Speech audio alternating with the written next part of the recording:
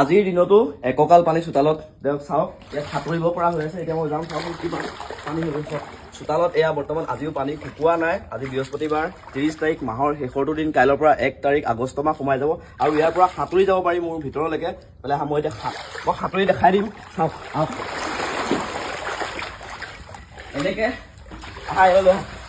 এনেকে ভিতৰলৈ সাঁতুৰি আহিব পৰা হৈ আছে। মই আপোনালোকক সকলোখিনি দেখুৱাই দিছো আছো। ভিতৰত সাঁতুৰিব পৰা হৈছে, চোতালত সাঁতুৰিব পৰা হৈ আছে।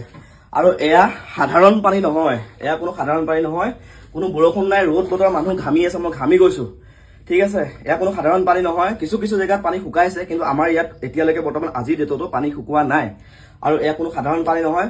অসমবাসীক সকলোৱে ছাপোৰ্ট কৰিছে, গোটেই অসমে উঠি পৰি লাগিছে শিৱসাগৰক বচাবলৈ। তৎসত্বেও বাহিৰৰ পৰা ইউটিউবাৰসকল আহিছে, ইনফ্লুৱেঞ্চাৰ আহিছে, আপোনাৰ যিসকলে ভিডিঅ' বনায়, যিকোনো হেল্প কৰে মানুহক, সেইখিনি মানুহ আহিছে সহায় কৰি। এতিয়া অসম আহি আছে আৰু কিছু কিছু মানুহ অসম পাইছেহি। অলপ আগত ইয়াৰ দিল্লীৰ পৰা মানুহ আহি আমাৰ গাঁওখন চাই গৈছে। তেনেস্থলত হিমন্ত বিশ্ব শৰ্মা চৰকাৰে আমাক 15,000 টকা ক্ষতিপূৰণ দিম বুলি সংবাদমেল পাতি কৈছে। কিন্তু এয়া পানী কেৱল 15,000 টকীয়া বানপানীহে নেকি? আপোনালোকে নিজে চাই কমেণ্ট কৰক। মাত্ৰ 15,000 টকা আমাৰ ইয়াত কিমান বস্তু লোকচান হৈ গৈছে। সেই বস্তু চাওক, অকল মোৰেই নহয়, বহুত এইফালে চাওক, বহুতৰে বস্তু এনেকৈ ঘৰ ধ্বংস হৈ গৈছে। এতিয়া আমি এই 15,000 টকাটোৰে কি কৰিম? এই গডেজটো দেখিছে ন? এই গডেজটোৰ দাম 15,000 টকা। বুজি পাইছেনে?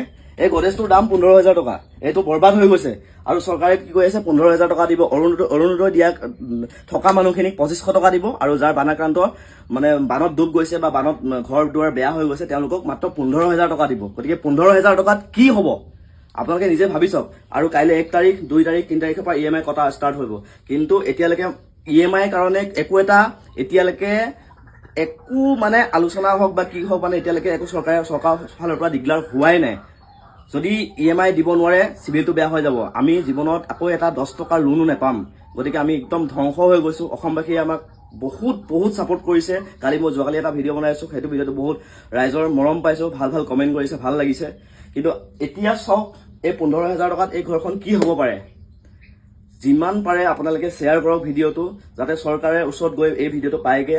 মুখ্যমন্ত্ৰী ডাঙৰীয়াক মই হাতযোৰ কৰি কৈছো যে আমাৰ শিৱসাগৰ চাওক কেনেকুৱা কি পৰিস্থিতি হৈ আছে। মানুহ মৰি গৈছে, য'তে ত'তে মানুহৰ ডেড বডি ওলাইছে।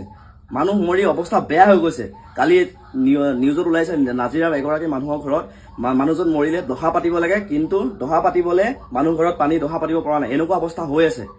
গৰু ছাগলীৰ নিচিনা মানুহ মৰিছে। আপোনালোকে এবাৰ মন কৰক কথাটো, অকমান গুৰুত্ব সহকাৰে লওক। শিৱসাগৰবাসী এতিয়া বহুত বিপদত পৰিছে, বহুত বিপদত আছে। চৰকাৰখন কিহৰ? যদি আপোনালোকে সহায় কৰিবই নোৱাৰে, যদি ৰাইজে সহায় কৰিব লাগে, তেতিয়া চৰকাৰখন কিহৰ? ভাল, মই এইটো নকওঁ যে আপুনি ইমানখিনি দিয়ক আমাক বা ৰাইজক, বানাক্ৰান্ত ৰাইজক ইমানখিনি দিয়ক বুলি মই এইটো নকওঁ। আপোনালোকে বুজন পৰিমাণে মানুহঘৰ সুস্থ সবল হোৱালৈকে আপোনালোকে অন্ততঃ কিবা এটা দিয়ক। কিন্তু 15,000 টকাত এই বানপানী সমাধান নহয়। ধন্যবাদ।